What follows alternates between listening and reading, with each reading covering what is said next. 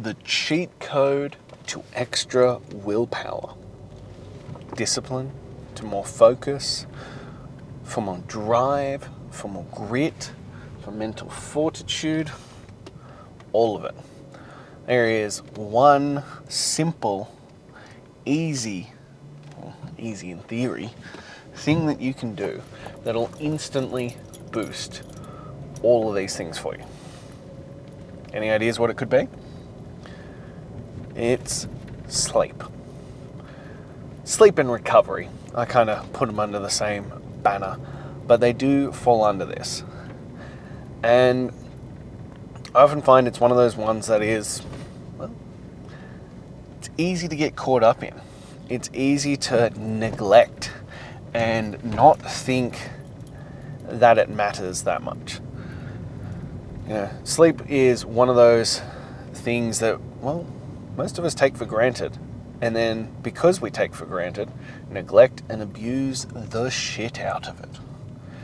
Myself included. Like, I am heavily in that camp. Like, I've been in the, grind all the time, do whatever it takes, sleep when you're dead, all that kind of stuff. I've been that type of guy.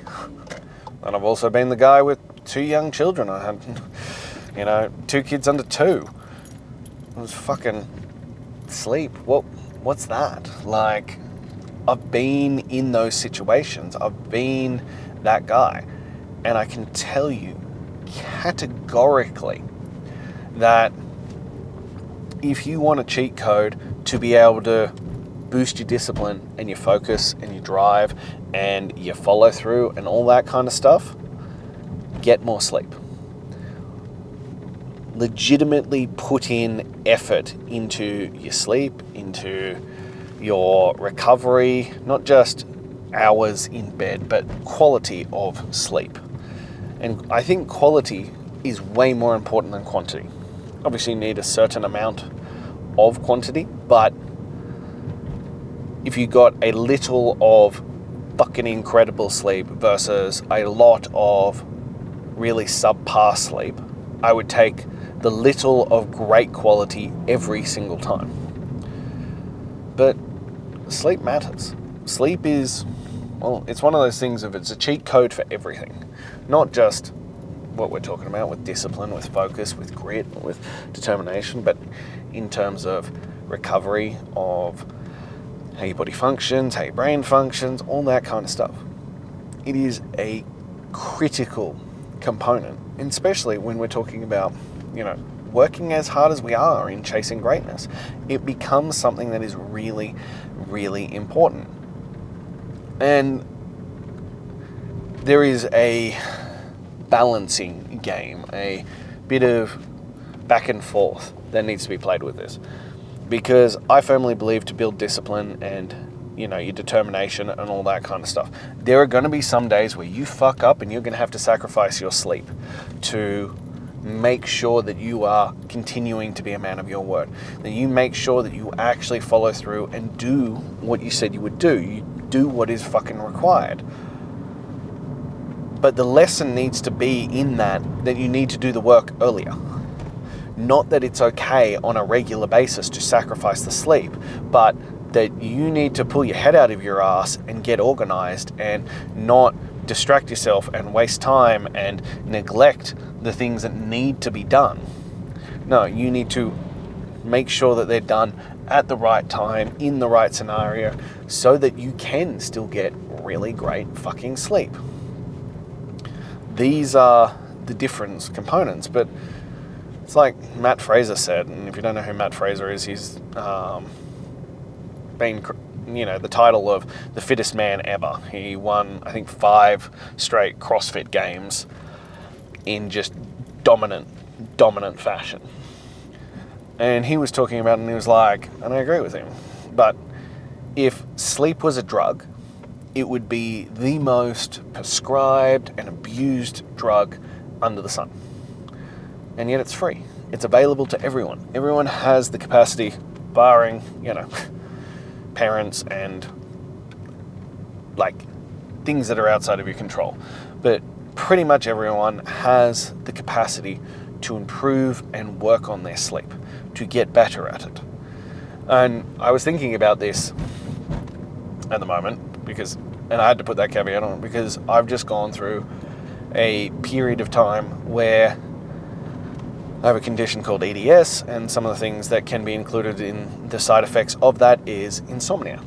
And I've just gone through about a 4-week period where I haven't fucking slept for more than like 3 or 4 hours a night for like 6 weeks. Just full-blown insomnia that led to anxiety, that led to like, it was fucking horrendous, and my brain was not functioning. And even some of these videos, like I've listened back to them and I've gone, God, I hope people don't think this is who I am truly, because like I wasn't there. Like I wasn't fully functioning and I wasn't there. And, you know, it was something that I was doing everything in my power to get back to getting it done properly.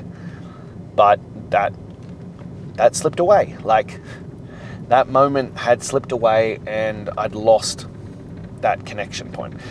And that sleep was shit. And I wanted to do today's video because for the last 2 nights, it seems to have slowly ebbed away. This insomnia has passed, I've been sleeping through, and I'm a different fucking man from just 2 nights. And they still weren't like amazing quality. And I was saying to a friend the other day, I was like, after the first night, I was like, it was like the greatest sleep I've ever had in my life. And I know it wasn't true, but because the comparison to how shit the sleep had been prior to that I was like, holy fuck, now I feel amazing. Now I'm on top of the world because, well, I now have the opportunity of actually to sleep through the night. And it was this wild comparison, and the same as last night. Like, it wasn't the greatest night's sleep ever, but it was 1,000 times better than what it has been for the past 4 weeks. I feel great. I fucking dominated my workout this morning. I hit a PR on 2 separate lifts. You know, I felt good. Like, I felt really, really good. I ran my workouts, I ran my sessions, feeling fantastic. And this is the power of sleep. And this is why it's so important that we make it a priority. And as I said, there are some times where it's outside of your control. When you have young children, sometimes that shit is not within your control. And I've been there, and there are still nights where I'm there. Like, there are still nights where my son will not sleep on his own, or he'll come in at like 2 a.m. and want cuddles or milk or whatever, and you know, he gets up at 4 a.m. and we're going to put him back to bed because otherwise he's going to be grumpy as shit later on. But overall, there are things that I can control, and it's this self-deprivating cycle that I find with especially sleep and things related to that people get caught in. And especially parents are prone to this, and it's called revenge procrastination. So often when you don't feel that you get any time to yourself, you don't get any time to just be you, especially as an adult, or just to decompress or things like this, that they find that people will then spend more time on social media. They'll spend more time, they'll stay up late, doom scrolling or watching TV or whatever the fuck it is, because they're trying to feel like they have autonomy over their life. And they often find it with people who feel like that they don't have any control in their life, and it makes them depressed or anxious or things like this. So they basically take back control by wasting time and like rebelling against themselves of like how their life is formulated and situated, that they're like, oh, well, you know, I'm in control, so I'm going to be an adult and I get to choose when I go to bed, what I do, all this kind of stuff. And it's this self-deprivating cycle, because then you wake up the next day and you're fucking tired because you didn't sleep properly or you went to bed too late or whatever it is. And then you feel like you lose control because you can't really focus and you can't do the things that you want to do through the day. And so then you get to the end of the day, and you revenge procrastinate again, and you go through this continuing, ever, beating you down cycle. And it just gets worse and worse and worse. And it's one of those that you need to break that cycle. You need to really place a priority on your sleep. If we were to look at the top 3 things that could change everything in your fucking life, it would be exercise, nutrition, sleep. If you can cover those 3 things and you can fucking nail it, you will be a different human being. You will be shocked at how well your life starts going, how much energy, how much focus, how much drive you have for life, just by changing those things, just by adjusting who you are and how you show up in those areas. And it's why I think it is so critical that we really place some emphasis on our sleep, that we look at recovery. And it's a statement that people take issue with, but I still fucking stand by it, is that most people will never reach a point of overtraining. And I see all this hype around people, and I'm like, I think it's fucking bullshit. But your average person is never going to reach a point of overtraining. If they hit problems and they're having problems with it, it's due to under-recovering, not overtraining. If you have the right recovery protocols in place and you are looking after your body and you are feeding it and you are nourishing it and you are resting it,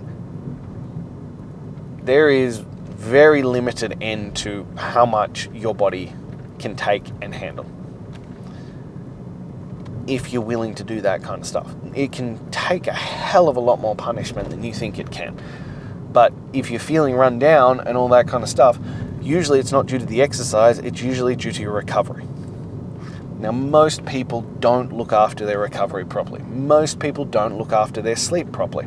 They don't do the things that need to be done to get a great night's sleep, to do recovery. Like, most people are like, well, you just lay down and you go to sleep.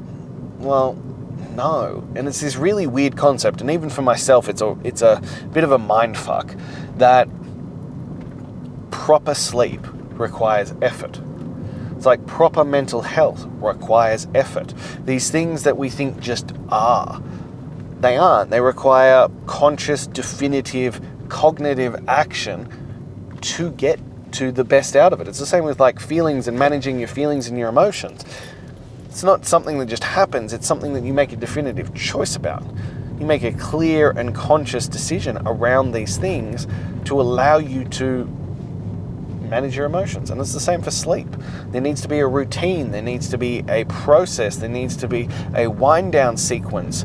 You need to optimize your room for optimal sleep. Like all these things that people are like, and there are always, as always, there are degrees of it. So you can go all the way, you can go the full shebang, and you can drop thousands of dollars optimizing your bedroom and your sleep routine and all that kind of stuff. Or you can just start at the basics and work your way up. It depends on who you are, where you're at, and all that kind of stuff. But you can start really, really fucking basic and just progress from there. But it needs to be a definitive choice and thought about process. Like, there's a thing called sleep hygiene, and you need to have proper sleep hygiene. And that doesn't mean the cleanliness of the bed. It means like how you show up in those moments and how you like process going to sleep. So it can be things like, the obvious ones of like how late you have caffeine. Generally caffeine has about, I think it's an 8-hour half-life. I might be wrong on that. It might be 6. Anyway, but general prescription is nothing after midday. That's a pretty standardized, most people would agree with that one. You should delay, you should have a big gap between your last meal and going to bed. Ideally, we're probably looking at 4 hours plus.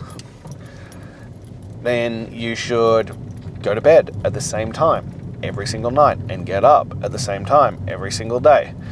And I got a lot of people who are like, oh, fuck that, there's no way I'm doing that. And I'm like, I'm telling you, that circadian rhythm, that getting into the flow of that, it makes a massive fucking difference to your life.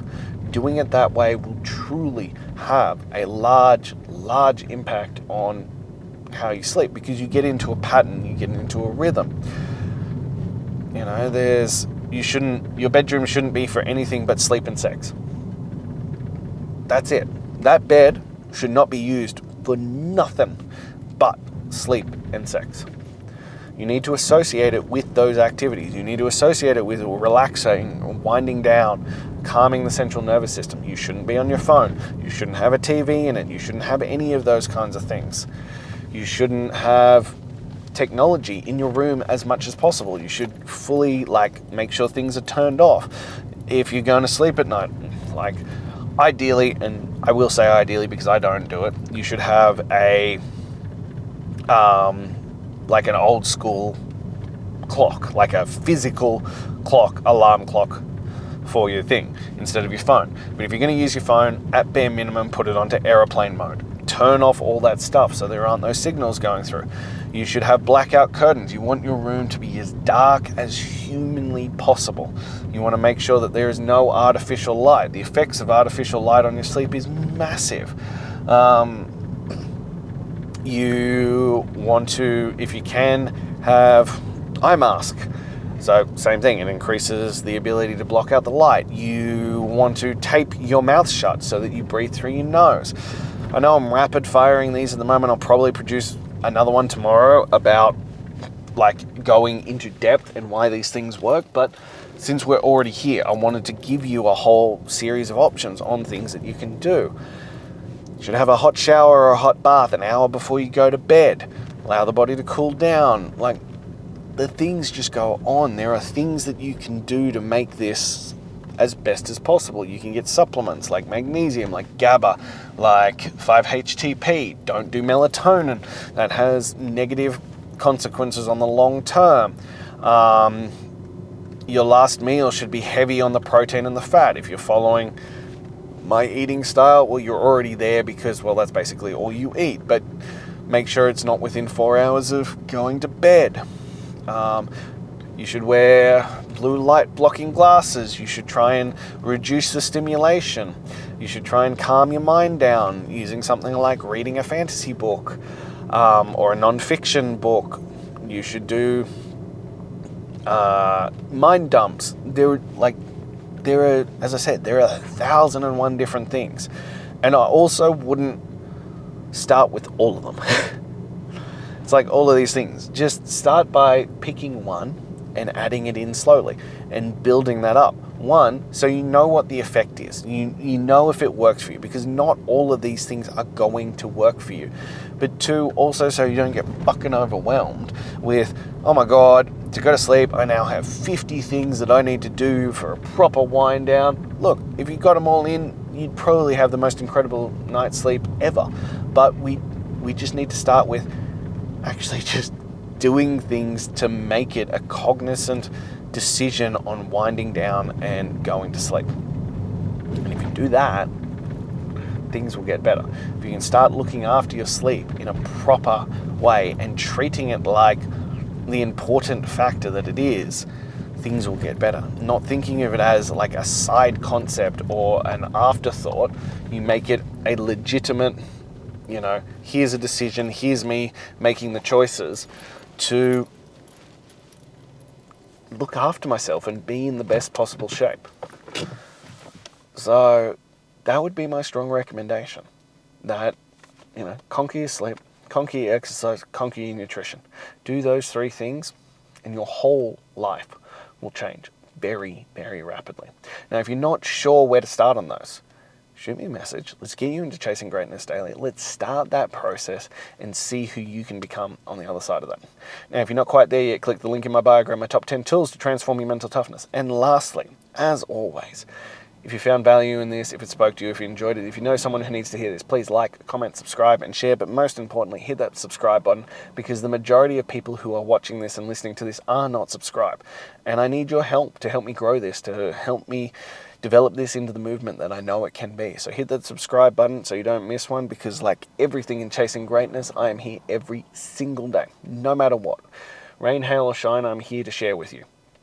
So hit that subscribe button, because I'll be back again tomorrow and I want to see you then. Until then.